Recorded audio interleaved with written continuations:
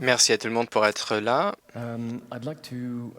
Je veux bien commencer par une petite anecdote personnelle qui me semble très important à moi pour expliquer pourquoi je suis là aujourd'hui. Le novembre 9 2017, j'ai eu mon anniversaire pour avoir 31 ans et Donald Trump a été élu. Donc c'est un cadeau un peu bizarre pour mon anniversaire. Et si vous vous demandez comment je me sentais ce jour-là,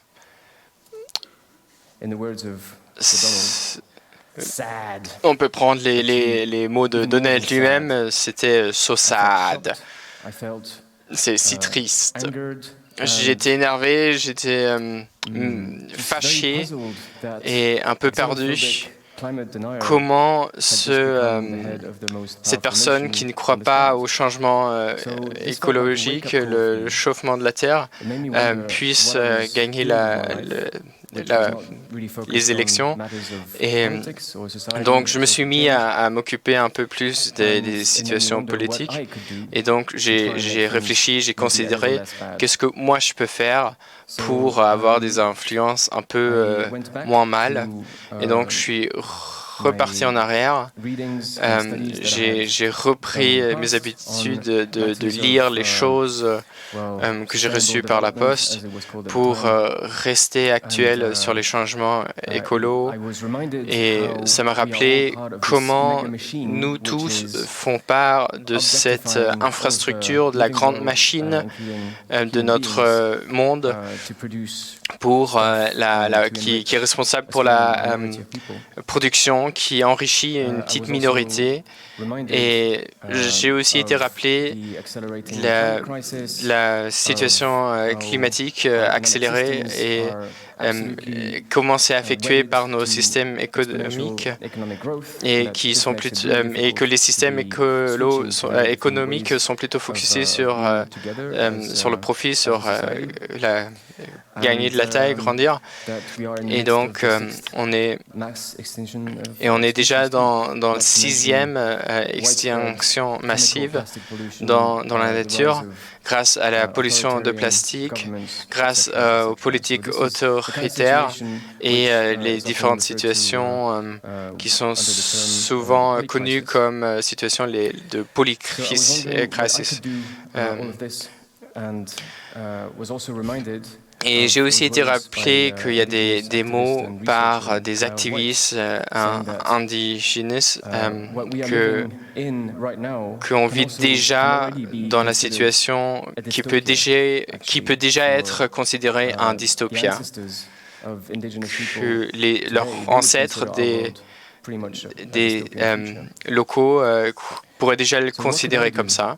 Et donc, qu'est-ce que je peux faire moi-même ? Alors, je me trouve dans la phase de vouloir apprendre quelque chose et de faire des actions, de participer. Et donc, il y a un mélange entre des personnes qui sont mieux informées et après d'autres qui sont très bien connectées entre eux. Et donc, on essaie de trouver le milieu. Et donc, cette image a grandi avec les infrastructures en ligne, les communautés et les changements collectifs et les façons comment on apprend ensemble et la responsabilité collective. Et donc, alors, les personnes apprennent des autres. Et c'est intéressant comment nous, on apprend des autres personnes et comment ça s'est connecté du changement social. Puis je suis retournée à étudier à l'université une promotion interdisciplinaire.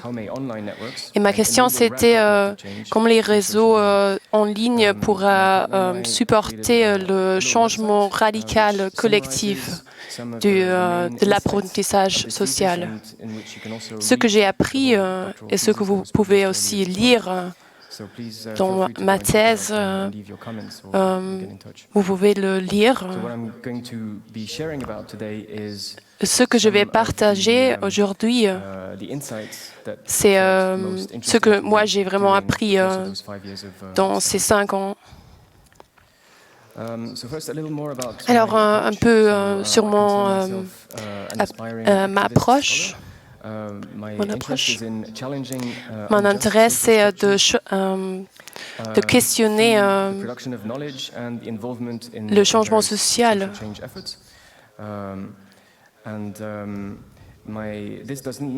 Ça ne veut pas dire que je n'ai pas été involvé avec des communautés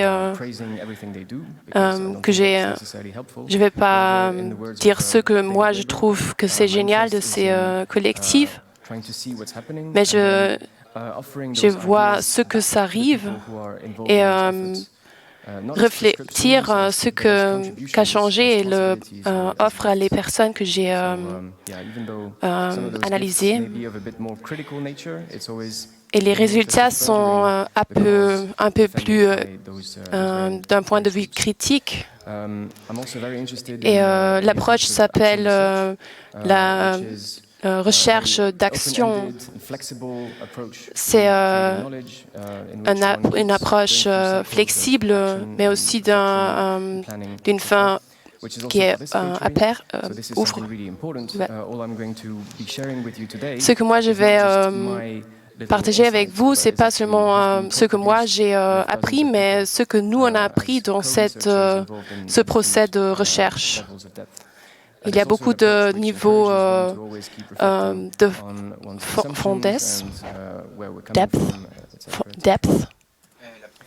profondeur. Les 2 communautés desquelles je vais parler, ce sont des communautés préfiguratives. Ça veut dire des personnes qui interactent avec des autres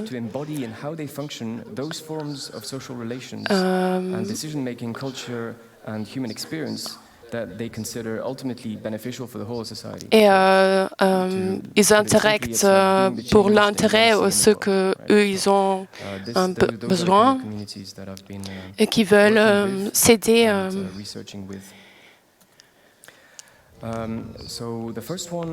Alors la première s'appelle FAIRCOP et la deuxième Deep Adaptation Forum. Je veux aussi dire que beaucoup de ce que j'ai appris vient de la perspective de Decolonial Theory, la théorie de la décolonialisation et la pratique.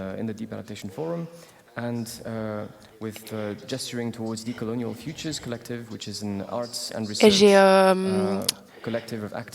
j'ai parlé et travaillé avec des personnes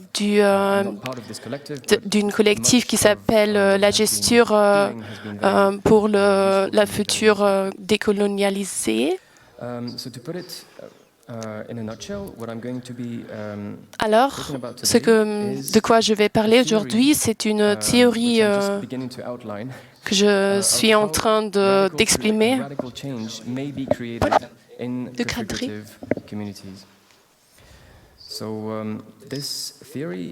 Cette théorie s'exprime dans 2 parts.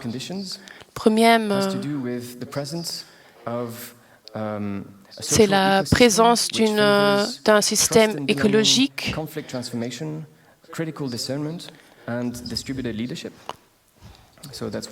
qui se fond sur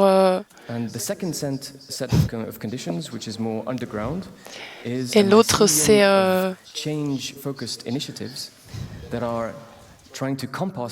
alors la deuxième partie fait plutôt de la base, le mycélium des différentes infrastructures et les différentes forces et l'influence qu'ils ont. Donc, je veux bien prendre un petit exemple après l'autre pour vous le montrer. On parle de la forêt en premier. Donc ici, FAIRCOP. Je veux vous montrer cette partie et ce que FAIRCOP a fait. Ils étaient plutôt actifs entre 2014 et 2019 et ils étaient organisés par des Espagnols, par des radicaux, et Enrique Duron qui ont commencé et ça a commencé à se distribuer autour du monde. Et leur but était de changer l'économie. Donc, changer les structures en ce moment. Et leur idée des régions alternatives qui doivent être moins capitalistes et que les gens et donner à chacun et chacune une chance de sortir des systèmes capitalistes et qui contient des facteurs comme solidarité et sécurité. Et donc, ils ont commencé à créer une propre monnaie, un propre liquide, le Faircoin. Et donc, j'ai regardé à cette communauté pour voir comment il fonctionne. Pendant ces années, FAIRCOP avait assez de succès. Il y avait plus que 100 personnes qui participaient à différents projets. Il y avait Freedom Cop de la paix et pour donner aux gens la chance de faire des propres entreprises, pour faire des demandes de paiement à différents gens sans être dépendants des différents États. Et ils ont commencé à créer une propre banque pour des activistes, une agence en ligne pour les différents besoins et ils ont commencé à utiliser le Faircoin, une cryptocurrency. Et donc, il y a plusieurs activistes de différents pays qui ont commencé à l'utiliser. Donc, ça, à moi, c'était très impressionnant et une bonne inspiration à une collection d'outils alternatifs pour faire des choses intéressantes. Mais tout de même, la dernière fois que j'ai regardé, j'ai trouvé des grandes fragmentations.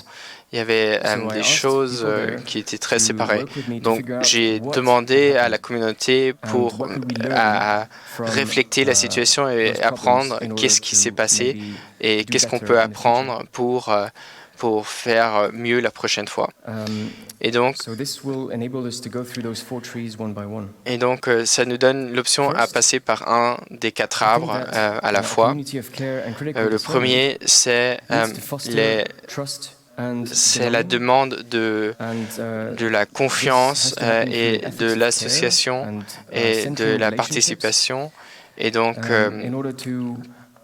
qu'il doit s'agir d'un espace assez sécurisé, qu'on se sent confortable et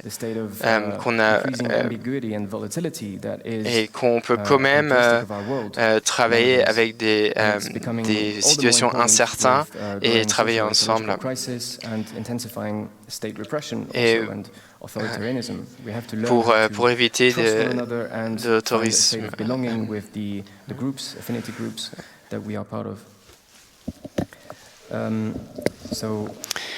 Et alors, FAIRCOP avait beaucoup d'attention pour développer de la software et développer les relations. Et s'il y avait des conflits, on avait beaucoup de problèmes. La deuxième condition est à propos du conflit, et je pense le conflit est vraiment important parce que ça va arriver qu'on a un conflit et comment on va le faire prendre que ce conflit est normal, c'est une chose naturelle.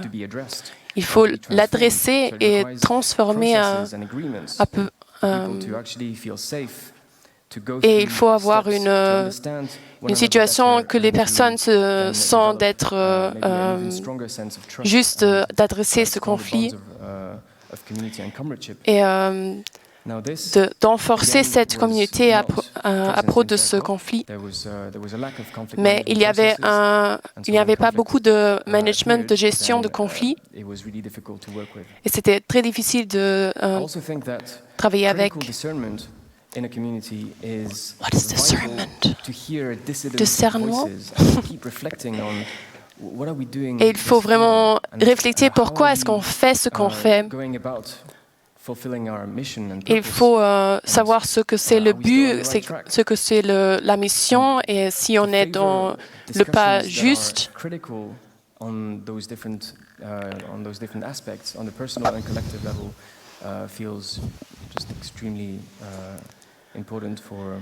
Et ça, c'est vraiment important d'avoir cette réflexion personnelle. Et aussi ça, des voix critiques, il n'y avait pas beaucoup médicales. Et ça avait comme résultat que les conflits étaient plus grands après. Et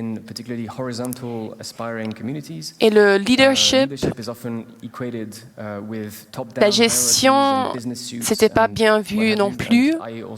Il y avait des problèmes avec aussi.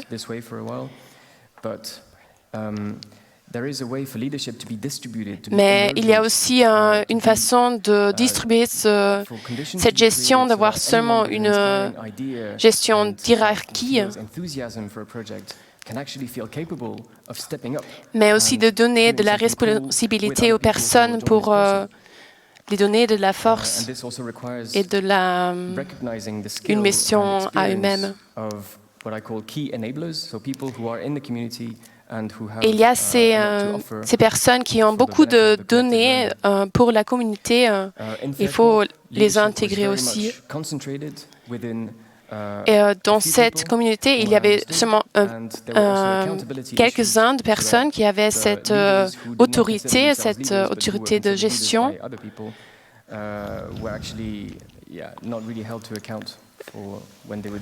Account.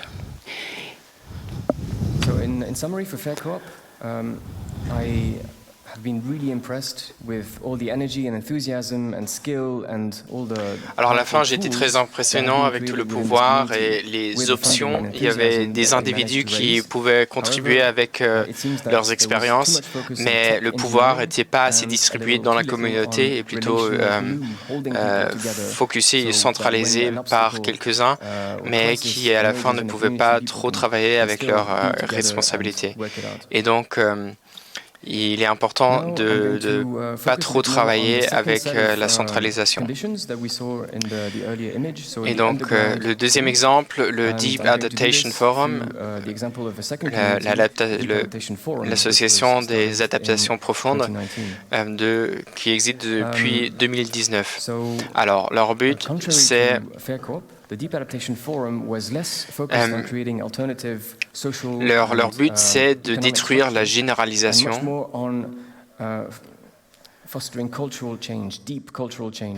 et de donner l'accès à beaucoup de changements dans la société,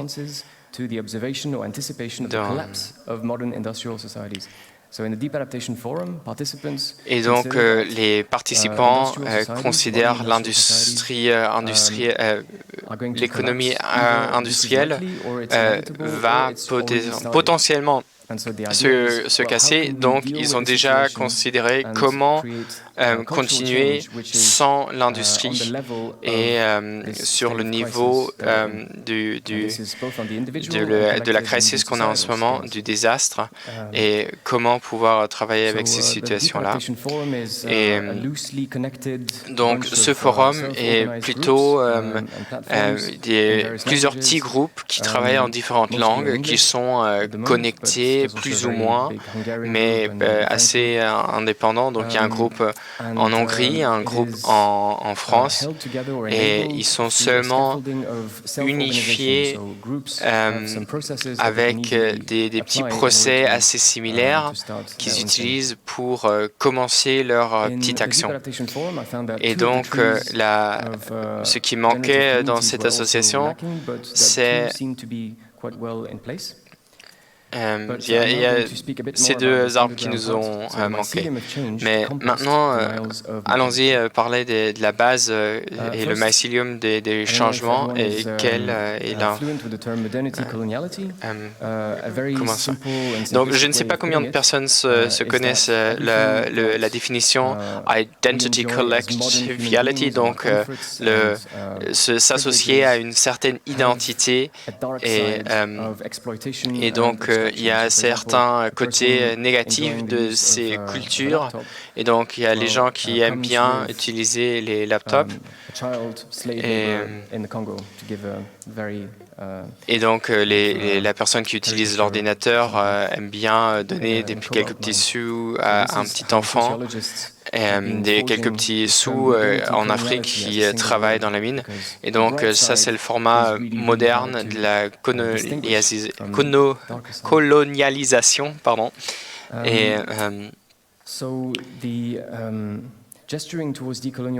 donc, si on veut séparer les différents facteurs, c'est... Et donc, le premier facteur, c'est la unsustainability, le facteur que ça ne peut pas être maintenu.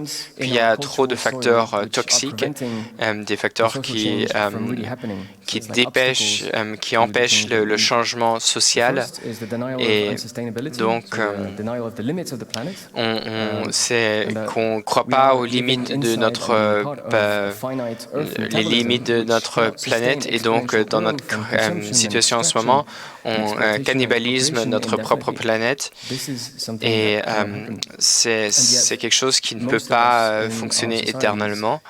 Donc, c'est le denial.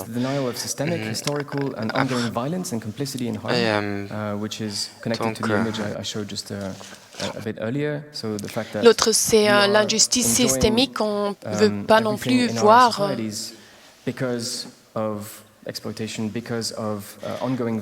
C'est à cause de l'exploitation, de la violence qui persiste.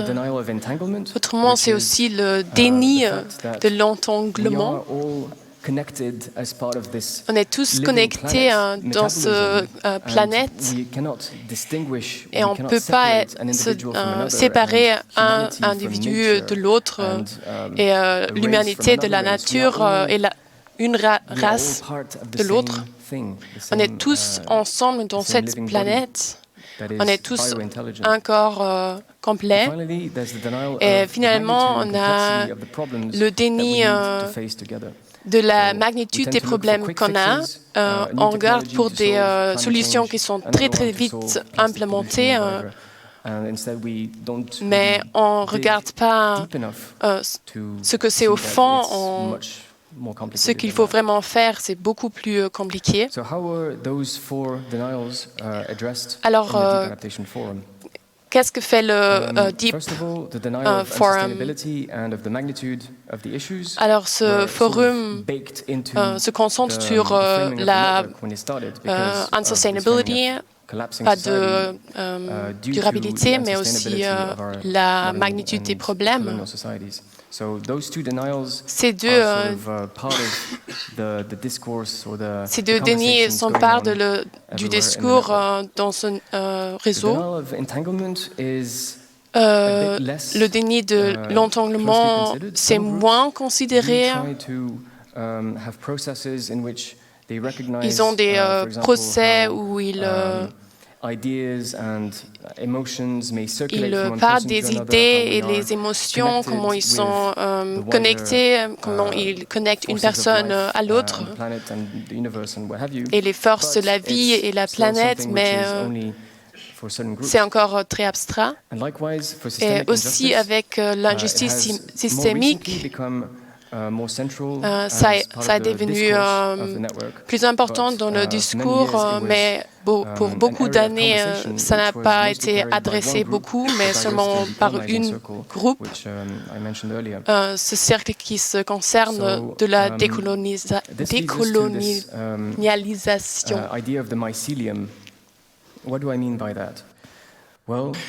c'est de là que l'idée du mycélium vient. C'est le concept de cette complexité avec tous ces petits problèmes d'une personne unique ou de petits groupes, c'est pas assez. Ce qu'il nous faut, c'est des projets qui travaillent ensemble, qui sont connectés ensemble, qui apprennent de la connectivité, la communauté. C'est un peu comme un mushroom, un champignon qui grandit dans la terre et qui crée une connexion d'informations et de ressources et de participation et de communauté ensemble. Dans le forum d'adaptation profonde, il y a des petits changements qui se mettent en place dans quelques petites cellules et j'ai l'impression que ces cellules elles-mêmes ne sont pas trop connectées ensemble et donc il y a plusieurs petits cercles, plusieurs petits groupes qui se focusent sur des petits problèmes individuellement et qui approfondissent ces problèmes, mais qui n'y arrivent pas trop à se connecter et qui a quand même du potentiel à faire du changement, mais que ça ne marche pas tout à fait. Alors, pour l'expliquer courtement, et dans les bonnes conditions, avec le pouvoir distribué, la façon comment travailler avec les différents soucis, avec la justice distribuée et la participation. Si une association serait dans les situations parfaites, ils peuvent faire des choses et faire des changements dans leur vie et dans la vie d'autres. Donc, ce qui est assez important, c'est l'infrastructure de communication, la façon comment on travaille ensemble, mais ça peut aussi être une raison de manque de changement, car les choses, ça crée des propres petits chambres, des bubbles où les choses, les idées restent en même place, mais sont difficiles à faire la communication et à être échangées.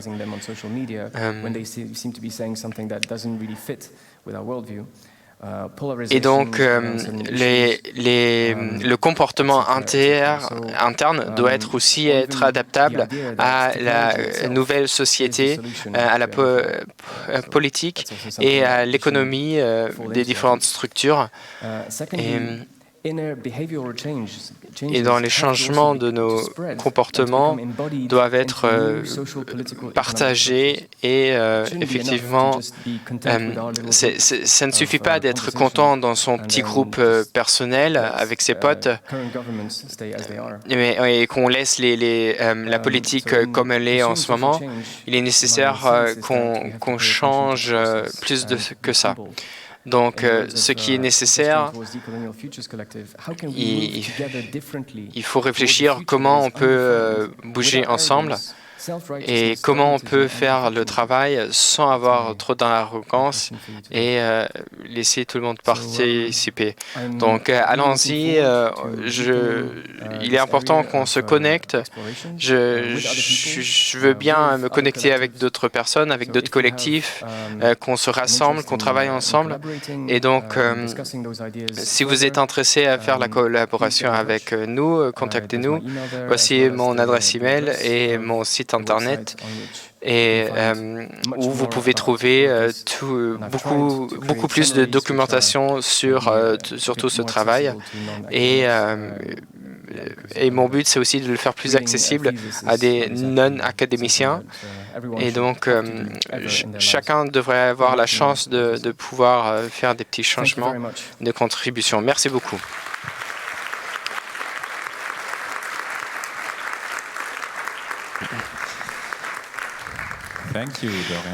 Merci beaucoup, Dorian, pour cette présentation qui est une bonne inspiration.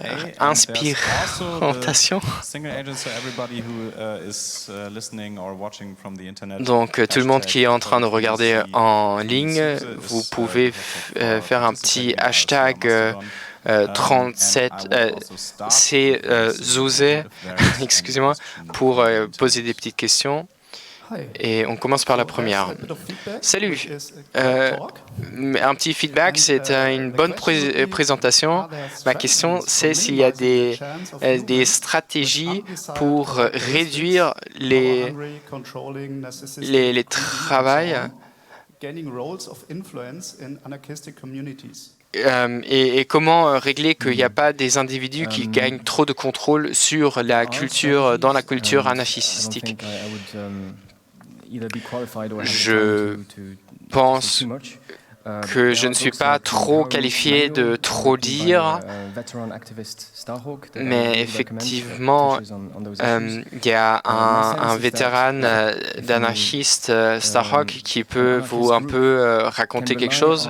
Des groupes anarchistes peuvent dépendre des différents principes. À la base, la référence des différents comportements et pour que quelqu'un qui est très destructif ou les gens qui parlent beaucoup ou qui sont très actifs, ça pourrait être une aide, mais c'est aussi un renforcement de l'activité, d'avoir des essais et de collaborer. Oui. D'avoir une baseline. OK, alors si vous avez des questions, prenez le micro, s'il vous plaît. Merci beaucoup. C'est très intéressant, cette présentation. Je vais parler des communautés aussi. Et vous, est-ce que vous avez des idées, ce qu'on peut faire en pratique?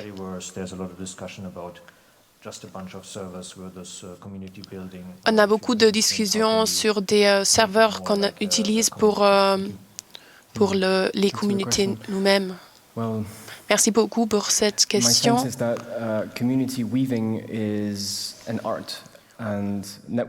Alors, la construction des communautés, c'est une art elle-même. Pour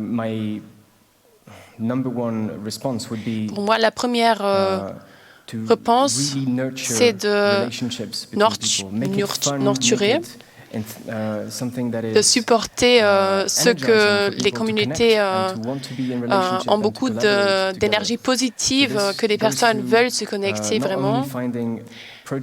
Pas seulement trouver des projets pour rassembler les personnes, mais aussi pour les personnes d'avoir des opportunités de réfléchir ce que c'est leur passion et leurs rêves. Et pour ça, pour ces personnes de contribuer à tout ça. Et dans notre société, on veut de faire des choses tout le temps, et ça peut être utile pour quelques projets, mais quand même, on sacrifie beaucoup des choses, des dimensions fondantes des personnes. Et je pense que ça pourra être ce que ça est arrivé avec ce coop. Et je vous dis, si vous commencez à construire une communauté, commencez d'une communauté toute petite et puis regardez de voir où il y a les connexions entre les personnes et renforcer ces connexions. Et si vous avez une communauté qui est forte, ça va être intéressant pour d'autres personnes aussi. OK. Est-ce qu'il y a une autre question de l'Internet? Allez-y.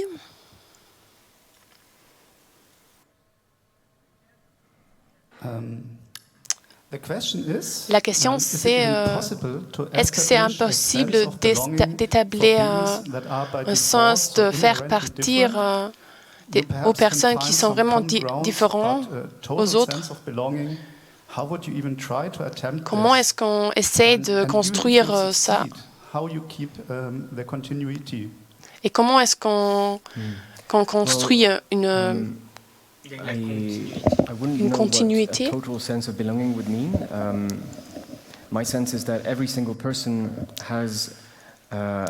Je pense que chaque personne a un sens de faire partir au beaucoup de groupes. Moi, j'ai le sens de faire partir à ma famille, aux amis, mais aussi aux collègues. Et c'est toujours différent, c'est toujours une nuance différente. Alors, je ne dirais pas qu'il faut essayer d'avoir les personnes, avoir une connexion comme des frères et sœurs, et spécialement par en ligne. Mais j'aime bien faire des choses, d'avoir des discussions avec ces personnes, de rencontrer ces personnes et d'essayer de créer un monde mieux. Et ça va prendre du temps de créer ces connexions. Il faut comprendre les caractéristiques, ces dimensions des personnes et comment ça reflète notre intérêt aussi, nos compétences, tout ça. N'essayez pas d'avoir une connexion totale, parfaite. Alors, construisez quelque chose chaque jour un petit peu. Et ça sera ma réponse. OK. Micro 3, s'il vous plaît. Merci beaucoup pour la présentation. Je suis curieux. Si vous voulez partager quelque chose sur le projet de pouvoir et sur les trois arbres et comment ils se sont formés dans votre travail. Comment est-ce que ce procès, c'est quoi ce procès que vous avez décrit? Alors, il y a les 4 dénis. Ce n'est pas mon travail à moi, mais c'est de Four Features Collective. Mais je pense que c'est quand même très intéressant.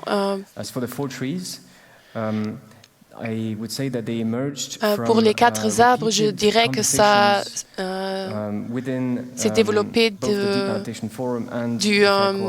Deep Participation Forum et l'autre collectif. Et j'ai vu beaucoup de structures similaires. J'ai vu qu'ils ont dit « j'aimerais bien faire des choses avec les autres » et j'ai vu ça, il y a l'élément et l'autre facteur. Et les autres ont aussi dit qu'il y a ces structures similaires. Alors j'ai vu ce développement des patterns, des structures. Alors, les 4 arbres, c'est une formulation que moi, j'ai développée dans le procès d'écrire ma thèse. Et dans le procès d'identifier ces facteurs, ces structures, ça s'est développé dans beaucoup de situations, de parler avec beaucoup de personnes, de gens.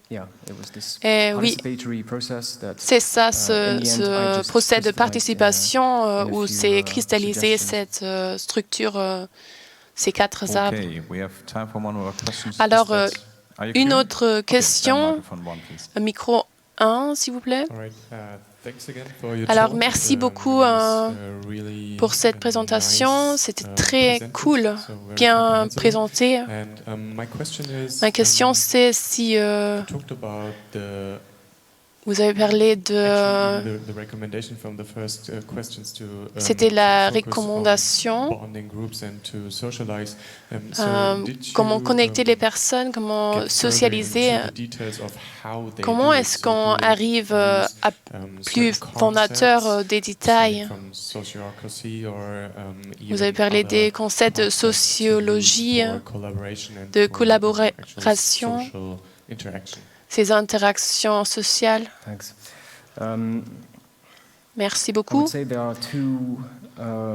dirais qu'il y a deux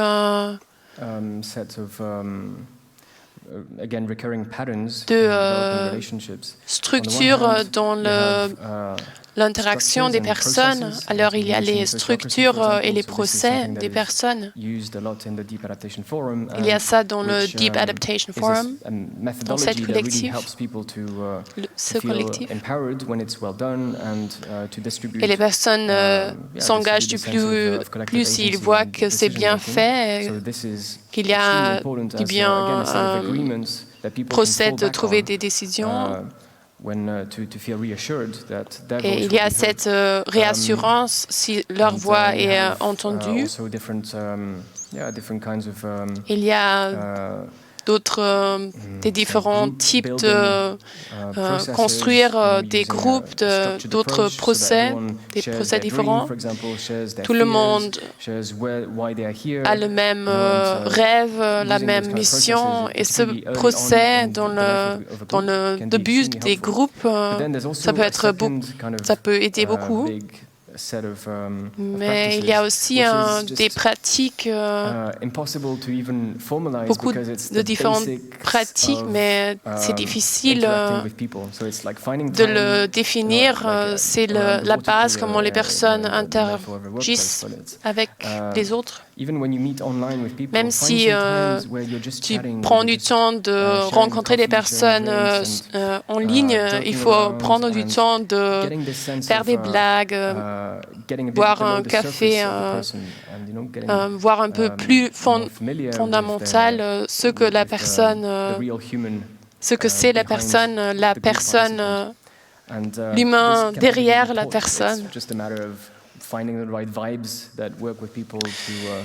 Il est important de trouver les bons sentiments ensemble pour réunifier les associations. Et les deux choses sont très importantes. Alors, pour écrire, comment les gens peuvent te trouver sur ce congrès? D'habitude, je suis près de la station 5, Bits in Bäume. La situation. Autrement, on peut aussi m'écrire par la mail. Et ça, c'est une façon de me contacter. Et donc,